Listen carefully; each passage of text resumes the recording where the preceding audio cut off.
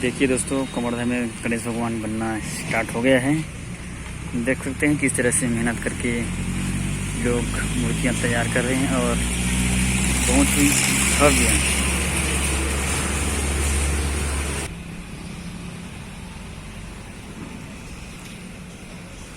देखिए दोस्तों, जो गणेश भगवान है, ये बहुत ही भव्य रूप है इसका और इस तरह से तैयार किया जाता है।